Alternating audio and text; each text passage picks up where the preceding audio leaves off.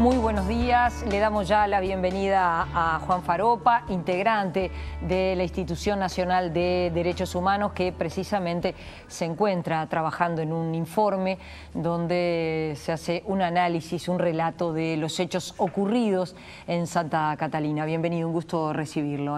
Muchas gracias, Ana. ¿Cómo están trabajando sobre esto desde la Institución Nacional de Derechos Humanos sobre los hechos ocurridos en Santa Catalina y un conjunto de acontecimientos que sucedieron a partir del asesinato de este joven de 19 años? Bueno, la situación de violencia, tanto de violencia institucional como de violencia interpersonal, es una preocupación de la institución desde prácticamente su creación el año pasado. Inclusive actualmente estamos en un proceso de planificación estratégica donde una de las 3 líneas estratégicas principales que va a tener la institución para los próximos meses va a ser justamente los temas de seguridad, convivencia, violencia, etcétera, etcétera. Y bueno, y estos hechos se inscriben lamentablemente en ese contexto. En oportunidad del asalto a la sucursal de Correos de Pocitos, donde murió un funcionario policial, la institución realizó un comunicado donde precisamente planteaba esa preocupación grave por un clima de violencia que, como decía, tiene que ver con diferentes actores, no solamente los actores estatales, como en este caso que estábamos viendo, o la situación que se puede ver a nivel penitenciario, sino también la violencia que hay entre las personas, ¿no? La violencia que se aplica para cometer delitos, la violencia doméstica, el trato tenso y agresivo que vemos en la sociedad. Y entonces, bueno, muchas veces este tipo de hechos lo que hacen es marcar como una especie de emergente que no nos deben hacer olvidar en qué contexto se dan, cuál es la situación en que se da un hecho de violencia de este tipo. Hay organizaciones defensoras de los derechos humanos que señalan que la policía ha ingresado en la política del gatillo fácil. Si pensamos que el asesinato de Sergio Lemos se da el lunes 4 y que la semana anterior había ocurrido el asesinato de 2 reclusos que se comprobó que fue a manos de la policía, y bueno, en este contexto ustedes se han entrevistado con las autoridades del Ministerio, con las autoridades de jefatura. ¿Qué evaluación pueden hacer desde esa perspectiva? ¿Estamos ingresando en la política de gatillo fácil? ¿Hay una institucionalización de la violencia de la policía hacia la sociedad civil? No, nosotros no tenemos elementos como para poder afirmar algo tan grave. Para que podamos hablar de gatillo fácil, lo que debe haber es, en primer lugar, una decisión institucional, explícita o implícita, por parte de los mandos, tanto de los mandos políticos como de los mandos profesionales de la institución, bueno, salgan, tiren, que aquí no pasa nada. La impunidad es el otro componente del gatillo fácil. Hay gatillo fácil cuando una fuerza policial, como hemos visto, sucedió hace algunos años con la famosa policía bonaerense, la maldita policía, como se le llamaba en la provincia de Buenos Aires, cuando la policía salía, tiraba, mataba y no pasaba absolutamente nada. Aquí lo que vemos es que hay hechos puntuales que hay que analizar en profundidad por qué es que se están dando. Nosotros entendemos que es necesario profundizar en la formación y en la capacitación del personal, pero es algo muy grave sostener que hay una política sistemática que aliente violaciones masivas a los derechos humanos, como es el caso de la utilización de la fuerza letal por parte de la policía con intencionalidad, ¿no? ¿Se puede decir que estamos ante una policía capacitada, eficiente, garantista? Tampoco. Estamos en una policía que hace unos años viene desarrollando un proceso de modernización que tal vez es más lento del que sería necesario, pero bueno, estamos en Uruguay y las cosas se dan muchas veces más lentas que en otros lados. Hay una situación, en muchos casos, de resurgimiento de violencia policial en todo el mundo.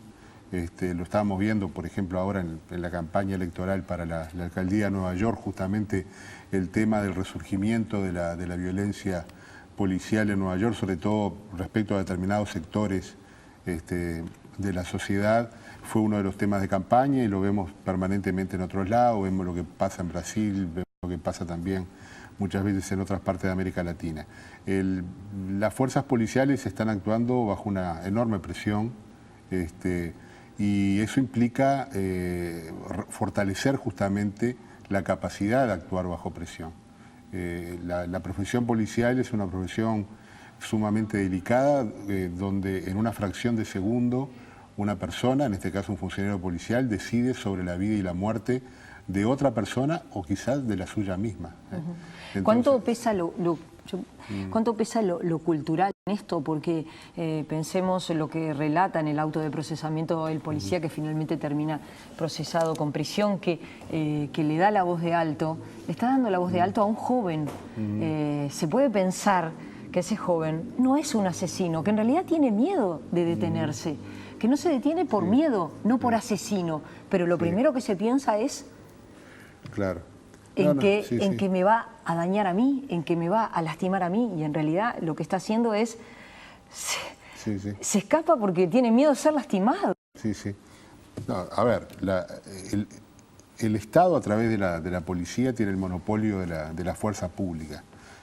Pero la fuerza pública justamente es fuerza, no es violencia, está sometida a derecho, se desarrolla dentro del marco del Estado de Derecho y por lo tanto el uso de esa fuerza tiene límites concretos. Muchas veces en los últimos años oíamos a varios operadores políticos, comunicadores, también policías decir la policía tiene las manos atadas, no puede hacer nada. Se exige mucho el respeto a los derechos humanos, etcétera, y eso hace que la policía no pueda hacer nada. Y eso no es así. La policía puede hacer muchísimo. El poder que tiene una fuerza policial en una sociedad es tremenda. Como te decía, va desde muchas veces estar en el límite entre la vida y la muerte, pero es el funcionario del Estado que te puede privar de libertad, que te puede pedir identificación en determinadas circunstancias, que te puede pedir que hablas el auto para... Entonces, si esa fuerza y ese poder no tiene un control adecuado, es el riesgoso que se puede acceder. Se conoció que en las últimas horas la propia institución de derechos humanos presentó denuncia penal porque a partir de lo ocurrido en Santa Catalina con el joven Sergio Lemos, otra joven amiga de Sergio Lemos fue agredida por la policía y esta agresión hizo que, bueno, que ella, que sus familiares se acercaran a la institución y ustedes efectivamente resolvieran presentar denuncia penal. ¿Qué fue exactamente lo que pasó? Claro, con respecto al caso central, el caso Lemos, la institución actuó inmediatamente de oficio al día siguiente, apenas tomó conocimiento de los hechos. Actuar de oficio significa pedirle al ministerio información, etcétera, etcétera. Cuando el caso toma estado judicial, es decir, cuando el caso ya ingresa dentro de la órbita judicial, por ley nosotros tenemos que suspender nuestras actuaciones, lo que no impide que podamos realizar, como tú decías, informes sobre el tema general, sobre el tema global. Eso se da por un lado. Unos días después, el Instituto de Estudios Legales y Sociales del Uruguay y un grupo de familiares acompañan a esta chica a la Defensoría del Pueblo para realizar una denuncia y también, no solamente porque como cualquier funcionario público tenemos la obligación de presentar la denuncia penal ante la sospecha de que pueda existir un delito, sino porque la ley de la Defensoría específicamente lo refuerza y lo remarca. Bueno, se acompañó a esta chica ante el juzgado competente, se realizó la denuncia penal y bueno, también es un caso que ahora está a estudio del juzgado que está de turno en el momento, ¿no? De alguna manera puede llamar la atención, ¿no?, que en el marco en el cual, bueno, la policía tiene responsabilidad, o un policía tiene responsabilidad sobre la muerte de Sergio Lemos, que se haya generado este otro hecho, ¿no?, que le peguen a una joven, que realmente se ensañen contra ella. Da un marco bastante complicado. Lejos de replegarse, es como doblar la apuesta, ¿no?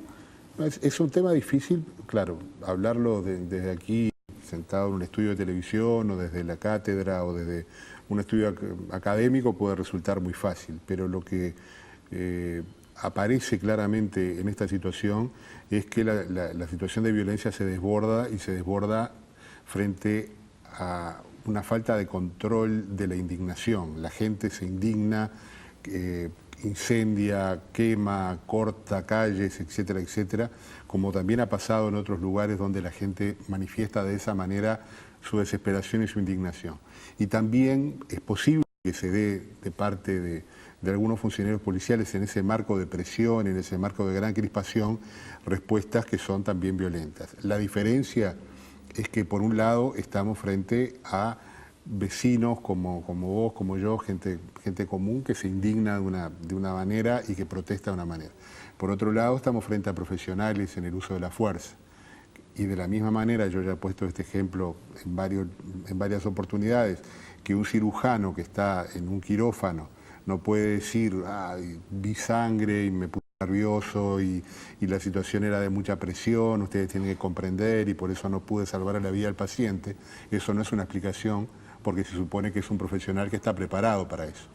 De la misma manera, el funcionario policial tiene que ser un funcionario preparado para resistir ese tipo de presiones. Muchos dirán, lo quisiera ver a usted acá. Sí, pero yo no soy policía. Yo no estoy preparado para eso.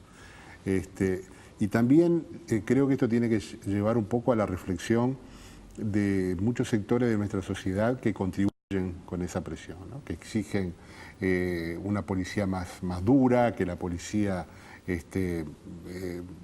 termine con los pichis, los planchas, todo el que nos parezca diferente, el que parece que nos está amenazando.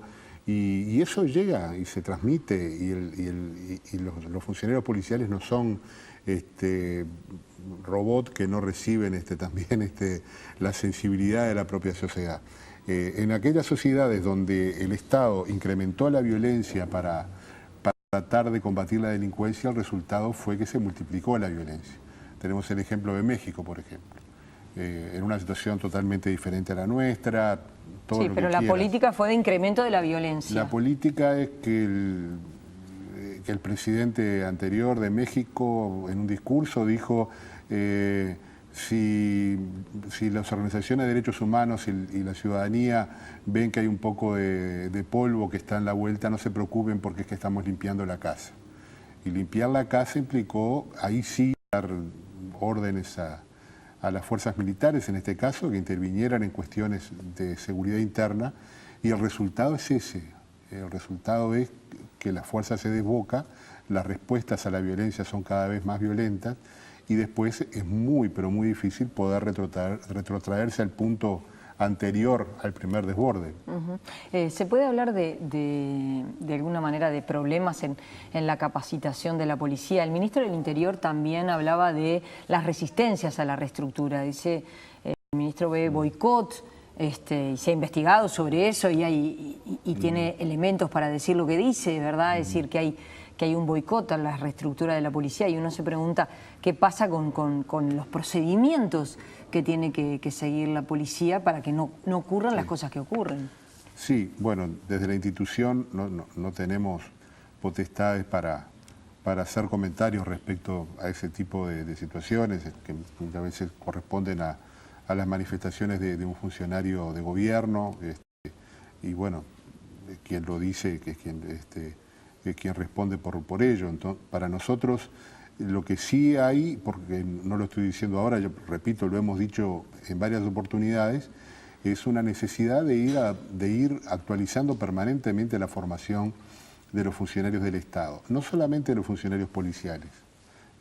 El año pasado, cuando se dio el caso de las trabajadoras bolivianas, trabajadoras domésticas, que fue muy sonado por un trato de la situación de trabajadores migrantes, sospechas de posible trata de personas, etc. La institución planteó que la formación debe ser para los funcionarios policiales que controlan, que investigan los casos, pero también los que controlan el ingreso al país, en el caso de migraciones, también para el Ministerio de Relaciones Exteriores, que el cuerpo diplomático tiene que estar capacitado para detectar esas posibles eventuales, no digo que haya sido el caso, situaciones de trata, para los funcionarios judiciales que tienen que entender que la víctima de la trata de personas es una víctima, no está cometiendo un delito por haber ingresado ilegalmente al país y desempeñarse laboralmente ilegalmente en el país. Entonces, la formación tiene que ser permanente. Cuando además la función implica el uso de fuerza letal, esa formación, no solamente teórica, el marco legal y teórico que hay en el país es muy completo, o sea, no falta nada. En la normativa interna está claramente determinado cuándo el policía puede hacer uso del arma, en qué oportunidad, qué es lo que pasa cuando una persona no responde a la voz de alto de la policía. Se establece claramente que eso no habilita al funcionario policial a abrir fuego y que solamente se puede abrir fuego cuando sea el último recurso para preservar la vida de terceros o la propia vida del funcionario policial. Todas ese tipo de actividades tienen que ser permanentes y no solamente formación teórica, sino en un entrenamiento y en una capacitación que prácticamente haga que el funcionario responda por un acto reflejo de la manera adecuada y cumpliendo con la normativa. El ministro del Interior señalaba que, bueno, que tenía elementos para decir que al joven asesinado se le plantó por parte de la policía un arma. Finalmente la jueza Maynard no pudo demostrar que esa arma había sido plantada. Usted fue subsecretario del Ministerio del Interior. ¿Se puede decir que es una práctica frecuente que los policías vayan con otras armas a este tipo de procedimientos? ¿Se puede decir...? Usted... No me consta que es una práctica general. Sé de algunos casos concretos, pero sé también de la enorme mayoría que no es así. En el caso, además, esto nos permite abrir otro tema de la discusión, y es la capacidad de investigar que tiene todo el sistema judicial penal de nuestro país. Es fundamental que la policía científica se siga desarrollando, viene mejorando muchísimo en el país, pero hay otros operadores que también están interviniendo y a veces, bueno, se necesita una mayor coordinación. O sea, no solamente tenemos que esperar que pase lo que vemos a veces en las series de televisión sobre equipos de investigación ultra sofisticados, pero sí elementos mínimos para que el juez o la jueza, como en este caso, tenga sobre la mesa las pruebas adecuadas como para poder resolver si sucedió tal cosa, tal otra o tal otra. Y eso surge de la prueba científica, que muchas veces no es tan complicada. Yo recuerdo cuando se dieron algunos hechos muy graves, tú recordarás hace algunos años, con una serie de asesinatos en el barrio de Carrasco, cometido por una persona que 2x3 aparece nuevamente, se lo nombra, etc. Cuando llegó la policía técnica a tomar las huellas digitales al auto donde apareció un cadáver, la gran mayoría eran de los noteros de policiales de los noticieros centrales del país, las huellas digitales. O sea, primero llegaron los equipos de prensa, tocaron y después llegó la policía. Entonces, la escena del crimen es intocable, o el sitio del suceso, como le dicen los chilenos, y todo ese tipo de cosas hay que practicarlo y llevarlo adelante, ¿no? Faropa, gracias por haber venido esta mañana y la seguimos porque, bueno, sobre este caso y algunas consecuencias hay denuncia penal de por medio. Gracias por haber estado y volvemos a conversar en cualquier momento. Gracias. Nosotros los invitamos a seguir con más InfoTNU.